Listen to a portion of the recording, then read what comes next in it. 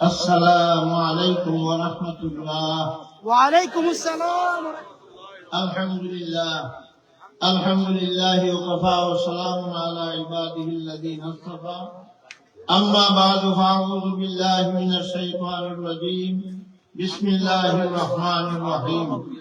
إن الله يأمر بالعدل والإحسان وإيتاء ذي القربى وينهى عن الفحشاء والمنكر والبغي يعظكم لعلكم تذكرون. فاذكروني أذكركم واشكروا لي ولا تكفرون.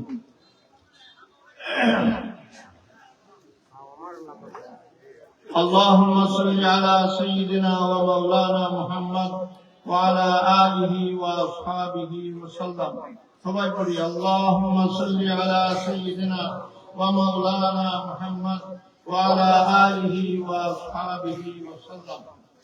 জ্ঞানী মূল্যবাজার ব্যবসায়ী কল্যাণ পরিষদের উদ্যোগে আজকে 3 দিন ব্যাপী তাফসীরুল কোরআন মাহফিলের আজকে সমাপনী দিনে অনেক উলামায়ে কেরাম ওয়াজ করছেন। আজকে প্রধান অতিথি যিনি আছেন আল্লামা অলিপুরি দামাত বারকাতুহু, উনিও আসছেন। আপনারা ওনাদের বক্তব্য শুনবেন। আলহামদুলিল্লাহ, এই তাফসীর মাহফিল সর্বপ্রথম এই তাফসীর মাহফিলের সভাপতি ছিলেন দিঘিরপাড়ের আব্দুল সত্তার সাহেব রহমতুল্লাহি আলাইহি। আর বাজারের সভাপতি আছেন জনাব আব্দুল শহীদ খান সাহেব। ওই সময় 3 দিন ব্যাপী একজন মুফাসসির ওয়াজ করতেন। 3 দিন হযরত শেখুল হাদিস আল্লামা আজিজুল হক সাহেব রহমতুল্লাহি আলাইহি, হযরত আব্দুল গফফার সাহেব রহমতুল্লাহি আলাইহি, হযরত হাবিবুল্লাহ মিসবাহ রহমতুল্লাহি আলাইহি, ওনাদেরকে এখানে আনা হইত। ওনারা 3 দিন এখানে অবস্থান করতেন। 3 দিন ব্যাপী এখানে তাফসীর মাহফিল হইত। এই দেশের উলামায়ে কেরাম এবং এই দেশের জনসাধারণ দিনদার মুসলমান তাদের বয়ান শুনতেন। আজকে কত বছর চলছে এটা? 42তম তাফসীর মাহফিল। 40 বছর আগে আরম্ভ হয়েছিল, 42 বছর আগে। আজ পর্যন্ত এই যে উপস্থিত হয়েছে আছে, জারি আছে।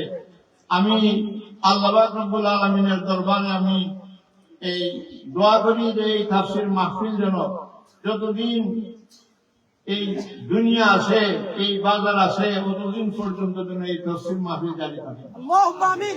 আল্লাহ পাক রব্বুল আলামিনের লাখ শুকর যে আল্লাহ পাক রব্বুল আলামিন আমাদেরকে আল্লাহ পাক রব্বুল আলামিনের পরিবার মুক্ত করছেন। এই জন্য আল্লাহর দরবারে আমরা শুকরিয়া আদায় করি, সবাই বলি আলহামদুলিল্লাহ। আলহামদুলিল্লাহ। হযরত রাসূল করিম সাল্লাল্লাহু আলাইহি ওয়াসাল্লাম সাহাবায়ে কেরামদেরকে নিয়ে আলোচনা করতেছেন, ওয়াজ করতেছেন, নসিহত করতেছেন। এক পর্যায়ে হুজুর বলতেছেন যে আল্লাহ পাক রব্বুল আলামিনের কি আছে? পরিবার পরিজন আছে। এক সাহাবী দাঁড়াইলেন, দাঁড়িয়ে বলেন মান হুম ইয়া রাসূলুল্লাহ, আল্লাহ পাক রব্বুল আলামিনের তো কোনো বিবি সন্তান নাই, আল্লাহ পাক রব্বুল আলামিনের পিতা মাতা নাই, তাহলে আল্লাহর পরিবার কেমনে হয়? তখন রাসূল পাক সাল্লাল্লাহু আলাইহি ওয়াসাল্লাম ফরমাইলেন যে যারা নাকি কোরআনওয়ালা, যারা কোরআনওয়ালা এরাই আল্লাহর পরিবার। কোরআনওয়ালা কেনা? যারা নাকি কোরআন রে পড়ে, কোরআন রে পড়ায়, কোরআন রে মহব্বত করে, কোরআন রে শুনে। আজকে আপনারা কোরআনের মহব্বতে 1 বছর পর এখানে মাহফিল হইতেছে, আপনারা আসছেন, তাহলে আমরা আল্লাহ পাক রব্বুল আলামিনের পরিবারভুক্ত না? আমরা কোরআনওয়ালা, কোরআনে মহব্বত করি, আমরা সবাই কোরআনে মহব্বত করি তো। হ্যাঁ, আমি আপনাদের সামনে এমন একটা আয়াত কারিমা তেলাওয়াত করছি। আমরা জুম্মার সময় জুম্মার খতিব সাহেব দ্বিতীয় খুতবার লাস্টে একটা আয়াত করেন। আমি আপনাদের সামনে ওই আয়াতখানি পড়ছি। আমরা দীর্ঘদিন যাবৎ এই আয়াত শুনতেছি, পড়তেছি, কিন্তু ইনসাফ ভিত্তিক একটা সমাজ প্রতিষ্ঠা আমরা করতে পারছি না। এরপরে এবং পাড়া প্রতিবেশীর আত্মীয় স্বজনের হক সঠিকভাবে তোমরা আদায় করো। এবং ফাহেশা, অন্যায় কাজ, অসৎ কাজ থেকে মানুষকে বিরত রাখো। এইগুলা নির্দেশ প্রতি শুক্রবার আমাদেরকে দিতেছেন, কিন্তু আমরা ইনসাফ কায়েম করতে পারতেছি না এবং ফায়দা আমরা যা মানুষকে পালন করতে পারতেছি না, তার পিটানো করতে পারতেছি না, আমরা ওই জায়গায় বসতে পারতেছি না। রাসূল পাক সাল্লাল্লাহু আলাইহি ওয়াসাল্লামের ইন্তেকালের পরে আল্লাহ পাক রব্বুল আলামিন হুজুর পাক সাল্লাল্লাহু আলাইহি ওয়াসাল্লামের মাধ্যমে যে একটা আদল এবং ইনসাফ ভিত্তিক একটা রাষ্ট্র প্রতিষ্ঠা করে গেছেন।